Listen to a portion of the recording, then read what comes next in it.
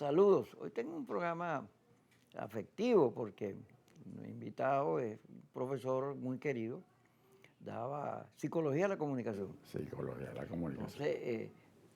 Entonces, cuando yo iba a la escuela, imagínate tú, yo iba a la escuela y ya estaba formado políticamente.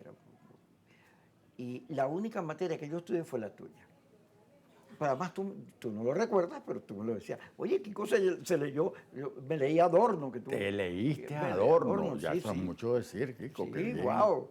Y la Wow, escuela de Frankfurt me aprendí, se me olvidó todo, pero no importa. entonces, pero además Leo era un personaje, no solo muy querido, también militaba en el MAS.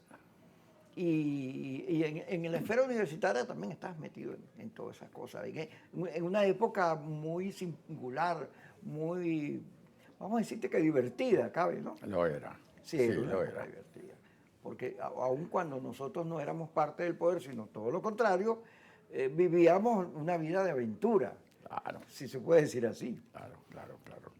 La universidad era un hervidero de ideas, de entusiasmo, de motivación.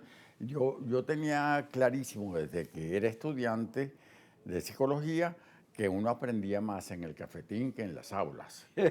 Y valga decir que en las aulas aprendíamos, pero la vida realmente, la universidad, se hacía en el cafetín y en los pasillos y en la actividad política, en el caso tuyo y mío en esa época, Pero claro, fue la gran escuela. era muy común, la universidad tenía como 50.000 estudiantes, En efecto, pero la vida política, digamos, distinto al país, ahí la juventud se metía, o sea, sí, escapar de la política en la universidad de esa época era muy difícil, era también en las imposible. épocas anteriores, ¿no? Claro, pero era un segmento social muy politizado, donde se sentía los sectores de la izquierda, por supuesto, y también el sector social cristiano. Ese era un Era fuerte. poderoso sector estudiantil que se correspondía con lo que socioeconómicamente era la Universidad Central en ese momento. Entonces habían facultades que eran muy Arquitectura. arquitectura, la más elitesca de todas las elitescas, medicina era una facultad porque costaba mucho incorporarse y bueno, y estaba los reductos de los rebeldes en economía y en humanidades. Entonces, pero la universidad en general revervía de entusiasmo político y muy conectada con lo que estaba pasando en el país, pero también muy conectados entre nosotros.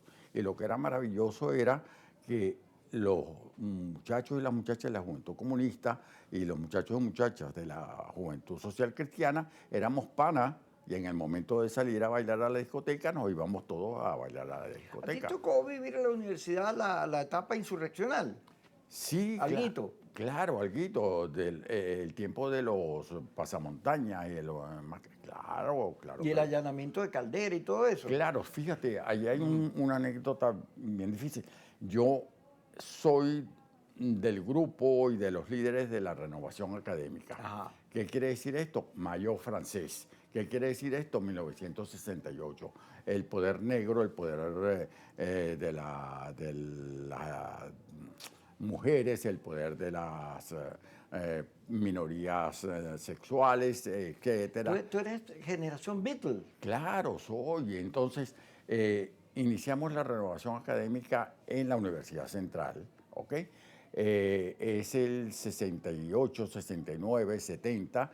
En el 70 allanan la universidad, la desmembran y mandan a la Facultad de Humanidades, que era de las más rebeldes, para San San Bernardino. Bernardino. San Bernardino. Y nosotros nos negamos a ir. Y como nos negamos a ir, no tuvimos más clases. Y en el caso de mi promoción en particular, estábamos en el último año de la carrera, estábamos en el quinto año y nos graduamos 3 años después. Nos graduamos en el 73 porque quedamos en el aire. Pero fíjate, fue una experiencia también muy rica desde el punto de vista personal porque América Latina toda estaba vibrante, vibrante. Eran tiempos de cambio. Eran tiempos, sí señor, de mucho cambio. Y ¿qué hicimos? Muchos agarramos el morral, la mochila y vete para Colombia y vete para Bolivia y Ecuador Y a viajar. y a encontrar nuestras raíces como cultura latinoamericana. Y cuando volvimos a la universidad, yo creo que todos éramos otra cosa mucho más enriquecedora. Vamos a hablar de todo eso porque no se crea que traje a Leoncio para recordar cuando éramos jóvenes, que es verdad. Sino, Leoncio, Que somos jóvenes. no, Coño, pero mírale Kiko, por por aquí, favor, Leoncio. te lo dije, no te duela. Dímele todo. Mira, Cerro Grande, aparte, me lo acaba de entregar Leoncio, pero me echa el cuento, pero yo recuerdo, apenas lo vi, sabía por el pasillo que era el bloque grandotote ese que estaba en Vallecoche, en el Valle, más que en Sí. Coche, y que está su historia y las reflexiones alrededor de lo que significó Cerro Grande, nos la va a contar Leoncio, pero vamos a hablar un ratico aquí, una conversación Vale. de los tiempos y de la vida. Vale. Leoncio. Ajá. Fíjate, nosotros, aún con una diferencia de edad, nosotros somos una cultura que no solo vivimos tiempos de cambio, sino tenemos unos códigos. El código de la democracia, del avanzar, de pensar siempre hacia adelante, nunca hacia atrás, de tolerancia, de diversidad. Somos muy de eso. Pero somos también de paz, a pesar de que nos tocó una época convulsa. Eso nos llevó tal vez a entender la necesidad de convocar a la paz como salida de los conflictos humanos. Y en estos tiempos, todo eso se fue para el carrizo. Yo pensé que después de la pandemia, porque la gente estuvo encerrada en sus hogares y no sé qué cosa, y eso debió producir alguna reflexión. No, la gente salió celebrando guerra. Hay gente que a Netanyahu le prende velas, creen que es un héroe. Y conflictos por todos lados. Y la política ahora es una amenaza, el señor Trump, amenazando a todos, no solo a los inmigrantes, sino a países como el nuestro. Y Zelensky, ¿qué pasó? Sí. ¿Qué crees tú que pasó? Sí, fíjate, antes de irnos al contexto internacional, yo diría que nosotros, esta generación que voy a llamar del 68, ¿ok? Tuvimos el privilegio de crecer e integrarnos a la vida profesional, ¿ah?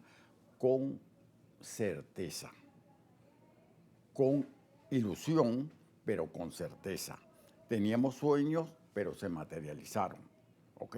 Y después, años después, 30 años después, 40 años después, los sueños se perdieron, las ilusiones dejaron de ser. Y la concreción de la realidad se hizo mucho más difícil, mucho más fuerte.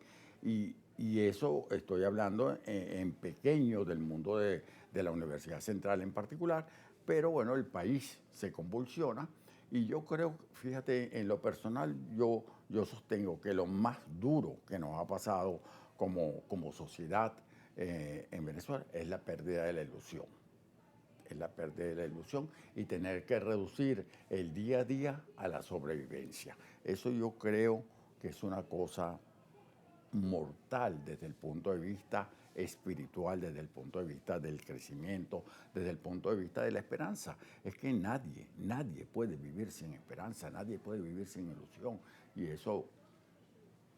Bueno, imagínate ahora que después de años de actividad política intensa, todo el mundo aquí el que no marchó no existe. Sí, claro. Y todo lo que le ocurrió en estos 26 años de revolución socialista, ahora la gente se salió de la política, se está saliendo de todo eso. No siente que le aporta nada. Hay algo de eso. La esperanza La desilusión. Sí, Ahí la desilusión. Y creo, porque lo vemos anoche, precisamente fue una cosa bien interesante. Mientras comíamos un perro caliente, pues en un carrito de perro caliente, la señora atendía sobre su experiencia y sus vivencias con relación al aquí y el ahora. Mira, déjame pararte ahí porque mira que Yesenia está corta, ya regresamos.